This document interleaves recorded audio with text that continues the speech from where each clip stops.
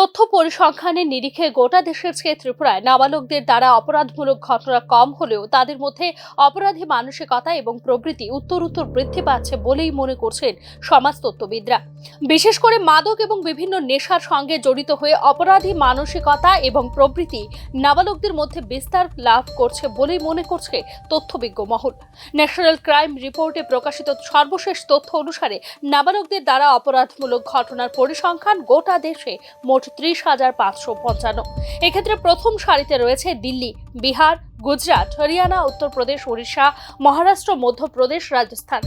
নাবালকদের দ্বারা সংগঠিত অপরাধের ক্ষেত্রে রয়েছে খুন, আক্রমণ, চুরি, ডাকাতি, অবৈধ অস্ত্র বহন এবং ধর্ষণ। নাবালকদের দ্বারা অপরাধমূলক ঘটনাগুলির ক্ষেত্রে ধর্ষণ, চুরি, ছিনতাই এবং মাদকের মতো বিভাগগুলিতে মামলা লিপিবদ্ধ হয়েছে ত্রিপুরার বিভিন্ন থানাগুলিতেও।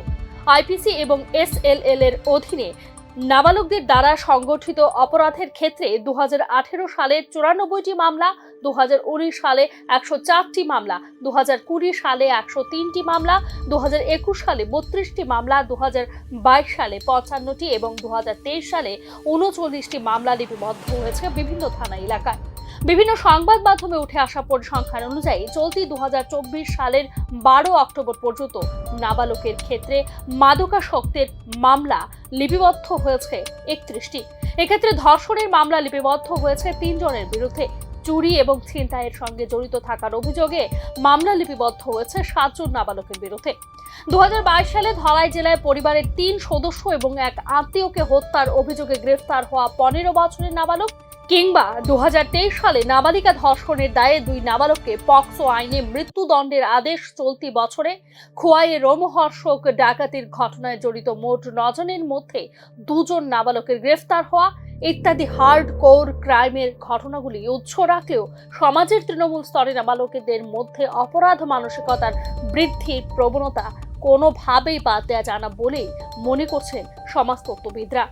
স্কুল পড়ুয়াদের মধ্যে মাদক এবং নেশা বিস্তারের কারণে তাদের মধ্যে বাড়ছে অপরাধ মানসিকতা, প্রেক্ষিতে বাড়ছে অসামাজিক কার্যকলাপও। প্রেক্ষাপটে রয়েছে পারিবারিক হিংসা এবং সমাজের নেতিবাচক গোষ্ঠীর সঙ্গে মেলামেশা। নাবালকদের মানসিক দুর্বলতার সুযোগটিকে ব্যবহার করে মাদকাসক্তি এবং বিভিন্ন প্রলোভনের মাধ্যমে তাদেরকে অপরাধের জগতে ঠেলে দিচ্ছে সুযোগ সন্ধানীরা। প্রতিক্রিয়াশীলদের খপ্পরে পড়ে শারীরিক এবং মানসিক শোষণের শিকার হয়ে শেষ পর্যন্ত অপরাধের পথ বেছে নিচ্ছে কিশোররা।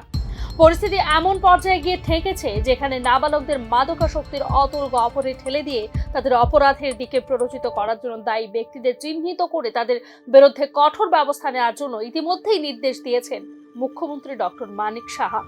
নাবালকদের রক্ষার পাশাপাশি তাদের কোনোভাবেই যেন অপব্যবহার করা না হয় সেই জন্য আইনের কঠোর প্রয়োগ প্রয়োজন বলেও মন্তব্য করেছেন মুখ্যমন্ত্রী। তবে নাবালকদের দ্বারা অপরাধ বৃদ্ধি নিয়ন্ত্রণে পরিবার এবং সমাজ ব্যবস্থার গুরুত্বপূর্ণ ভূমিকা পালন করতে হবে বলেই মনে করেন সংশ্লিষ্ট তথ্যবিজ্ঞ মহল।